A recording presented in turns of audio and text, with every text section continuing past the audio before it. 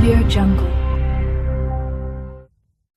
अंमळनेर येथील उपविभागीय अधिकारी महादेव केळकर यांच्या मुदतपूर्व केलेल्या बदलीला मॅट कोर्टाने जैसे थेचा आदेश दिले आहेत। आता पुढील सुनावणी 17 ऑक्टोबर रोजी होणार आहे। याकडे सर्वांचं लक्ष लागून आहे। याबाबत सविस्तर वृत्त असे की येथील प्रांताधिकारी महादेव केळकर यांच्या प्रशासकीय सेवेचा कार्यकाळ 2 वर्षाचा पूर्ण झालेला नसताना आणि त्यांच्या कामकाजाबाबत कुणाची काहीही तक्रार नसताना शासनाने त्यांची बदली धुळे येथे केली आणि धुळे येथील नितीन मंडावरे यांची बदली केळकर यांच्या जागेवर करण्यात आली। याबाबत सर्व स्तरातून नाराजीचा सूर उमटला।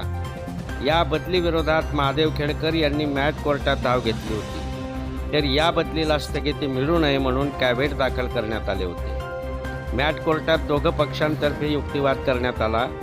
महादेव केळकर यांचा अंमळनेर येथील प्रशासकीय सेवेचा अपूर्ण कालावधी पाहता आणि त्यांच्या जागेवर बदली करण्यात आलेल्या मंडावरे यांना कार्यमुक्त केले नसल्याची बाब लक्षात घेता मॅट कोर्टाने या निर्णयाला जैसे त्याचे आदेश दिले असून पुढील सुनावणी 17 ऑक्टोबर रोजी होणार आहे।